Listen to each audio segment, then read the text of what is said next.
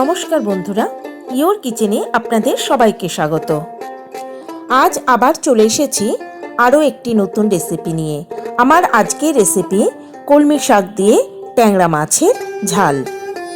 গরম ভাতের সঙ্গে এই কলমি শাক দিয়ে ট্যাংরা মাছের ঝাল খেতে কিন্তু অসাধারণ লাগে। তবে আর দেরি না করে দেখে নেওয়া যাক আমার আজকের রেসিপি কলমি শাক দিয়ে ট্যাংরা মাছের ঝাল কিভাবে বানাতে হয়। আমি ট্যাংরা মাছগুলো খুব ভালো করে ধুয়ে পরিষ্কার করে নিয়েছি।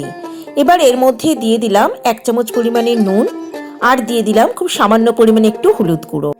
এবার এই নুন আর হলুদ দিয়ে ট্যাংরা মাছগুলোকে খুব ভালো করে মেখে নিতে হবে। এবার এটাকে রেখে দিতে হবে অন্তত 15 থেকে 20 মিনিটের জন্য। নিয়ে নিয়েছি কলমি শাক। কলমি শাকগুলোকে এরকম একটু বড় বড় করে কেটে ভালো করে ধুয়ে পরিষ্কার করে নিয়েছি। প্যানে দিয়ে দিলাম সর্ষের তেল। এই রান্নাটা সর্ষের তেলেই বেশি ভালো হয়। তেল গরম হয়ে গেছে। এবার এর মধ্যে দিয়ে দেব নুন আর হলুদ দিয়ে মাখিয়ে রাখা মাছগুলো। গ্যাসের ফ্লেম মিডিয়ামে রেখে মাছগুলোকে ভেজে নিতে হবে। তবে এই মাছগুলো কিন্তু বেশি ভাজা হয় না, একটু হালকা করে ভেজে নিতে হবে। বেশি ভাজলে মাছগুলো একটু শক্ত হয়ে যায়। এক পাশটা ভাজা হয়ে গেলে মাছগুলোকে সাবধানে উল্টে দিতে হবে, যাতে অন্য পাশটাও ভাজা হয়ে যায়।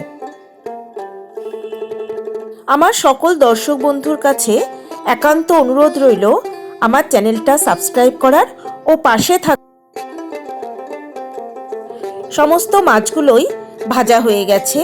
এবার এগুলো আমি প্যান থেকে তুলে নেব। এবার ওই তেলের মধ্যে আমি দিয়ে দেব সামান্য পরিমাণ একটু কালো জিরে।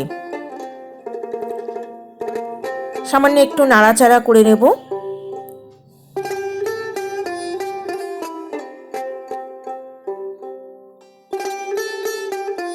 এবার এর মধ্যে দিয়ে দেব পেঁয়াজ কুচি,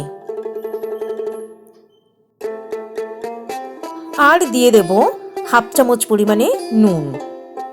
এবার পেঁয়াজটাকে একটু ভেজে নিতে হবে, কিন্তু পেঁয়াজটা আমি লাল লাল করে ভাজবো না, শুধুমাত্র পেঁয়াজটা হালকা করে ভেজে নিলেই হবে। আর এই সময় গ্যাসের ফ্লেম থাকবে মিডিয়ামে। মিডিয়াম ফ্লেমে পেঁয়াজটাকে আমি প্রায় 2 থেকে 3 মিনিট ভেজে নিয়েছি। এবার এর মধ্যে দিয়ে দেব 1 চামচ আদা বাটা, আর দিয়ে দেব খুব সামান্য পরিমাণে একটু রসুন বাটা। এই রসুন বাটা দিলে এই মাছের ঝালের টেস্টটা কিন্তু অনেক গুণ বেড়ে যায়, তাই আপনারা অবশ্যই একটু রসুন বাটা ব্যবহার করবেন। প্রায় 2 মিনিট মতো আমি আদা রসুনটাকে পেঁয়াজের সঙ্গে ভেজে নিয়েছি। এবার দিয়ে দেব 1 চামচ জিরে গুঁড়ো,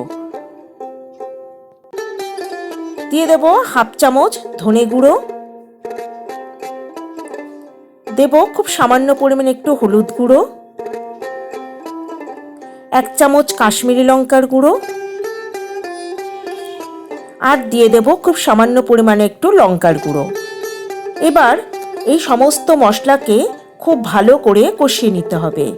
আর এই সময় গ্যাসের ফ্লেম রাখবো একদম লোতে। নুন ও ঝালের পরিমাণটা আপনারা আপনাদের নিজস্ব স্বাদ অনুযায়ী দেবেন।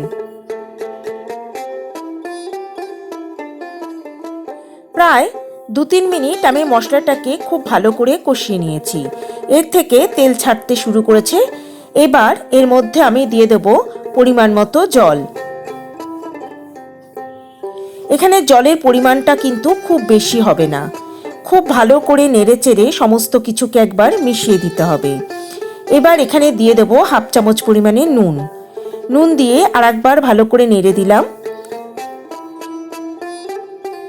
এবার এটাকে ঢাকা দিয়ে হাই ফ্লেমে ঝোলটাকে ভালো করে ফুটে উঠতে দেব। ঝোলটা ফুটে উঠেছে। এবার আমি এর মধ্যে দিয়ে দেব আগে থেকে ভেজে রাখা মাছ। এই মাছের সঙ্গে আমি দিয়ে দেব কেটে রাখা কলমি শাকগুলো, আর দিয়ে দেব 3টে কাঁচা লঙ্কা। খুব খুব সাবধানে একটু হালকা হাতে নেড়ে দেব। শাকের থেকেও বেশ কিছুটা জল বের হবে, তাই এখানে জলের পরিমাণটা কিন্তু আমি অল্পই দিয়েছি। এবার এটাকে ঢাকা দিয়ে আরও কিছুক্ষণ রান্না হতে দেব। মাঝে মাঝে ঢাকনা খুলে এটাকে একটু হালকা হাতে নেড়ে দিতে হবে।